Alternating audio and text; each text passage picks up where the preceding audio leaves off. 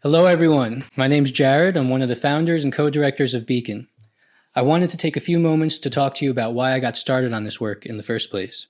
I think the foundation of why we're all working on Beacon can be summed up by the idea that we used to go on the internet to use social media, and now we go on social media to use the internet, to everybody's great loss. Back in 2015, that's when the idea for Beacon first came to me. I remember noticing how the original promise of social media, which was connection, the sharing of information, conversation, was being squandered by efforts to monetize. More and more people's reach was being limited. You were seeing less posts from your friends and more posts from people who were paying for you to see their posts. And the whole thing, the focus shifted from the connection to the content. And suddenly we were on this treadmill that was going faster and faster, asking us to produce more and more content. And instead of being active users of the internet, explorers of a boundaryless sphere of information and ideas and conversation, we were becoming consumers of content. I watched as the internet went from a virtual space of infinite potential to a tacky, chaotic shopping mall where everybody is shouting for everybody's attention. And usually the worst voices get shouted the loudest. And that's largely due to algorithms. It's due to playing to the worst parts of human nature. It's due to the design of the platforms to make money. And then the pandemic hit. And more than ever, we really needed true social networks that helped us connect and get things done. And yet, I felt like we had never been more reliant on social media.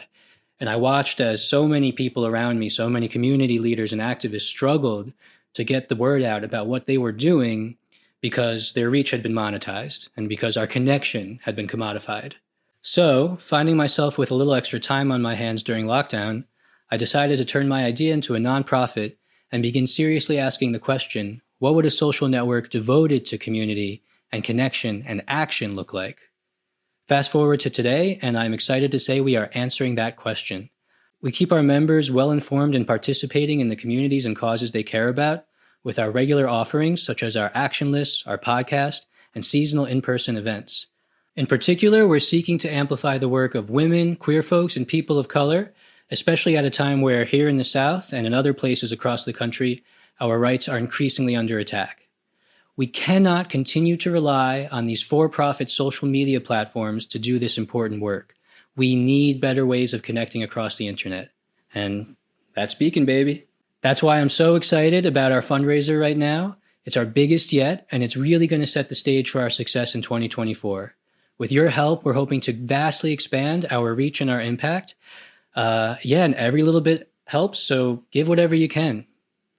Together we can accomplish a lot, and I really do think we can move mountains. So thank you for listening. Please tell your friends and stay connected. My name is Jake West, and I'm one of the co-founders of Beacon. Beacon is a new social network that keeps our members educated and invites them into deeper participation within the communities and causes they care about. We've spent the whole year building out the structure, the frame of this nonprofit, stabilizing our mission statement. We've been bringing on people, creating the departments and the positions while we go, really assessing, given the current atmosphere and the current need, where we can then make the greatest impact. And we've done all of this, and we're ready to go. And we have a roadmap planned for the next 3 years. And the title implies we have the beacon built, and now we need the funds to light it. And so what this money can do for us is it can bring us essentially to the next level that really can't start without some type of Kickstarter. As we are so new, there are a lot of avenues that we can find sustainable, long-term financial support. But it's one of those things that it's difficult to get to without a starting point. And so these funds will allow us to increase our grants department. It'll allow us to be able to put more focus on philanthropy and high-level donors, to be able to bring them into the organization and connect with them. And so this fundraiser is one of those things where if we can get to our goal, it'll allow us then to get to the next level more legitimately, consistently, and effectively be helping and educating the groups that we are in support of, and also continue to expand and stay up to date as the social economic environment is always twisting and turning. These funds will allow several things. They'll let us expand our operation budget so that we can provide better and more software to our internal teams so that they can work more efficiently. It'll let us provide then also more resources to the initiatives that we are already in support of, as well as expand our outreach in the initiatives that we can engage with. It will let us be able to put on more community events so that we can have a greater in-person presence and provide a level of connection and community for our initiatives on the actual Asheville area. And then expand past Asheville throughout the whole Western North Carolina area to then move out through the rest of the state and eventually the entire country. And then another big portion is being able to then provide minimal stipends for our workers. At the moment, we're all doing this work through goodwill. Everybody here believes in what we're doing. They believe in where we're headed. And so these funds can let us then be able to balance the good work that we're doing, as well as our personal lives and our financial needs. Our work environment at Beacon is fun. We try to make sure that everybody who works with us is aware that, life comes first. And it's something that you can't always predict and can't always know.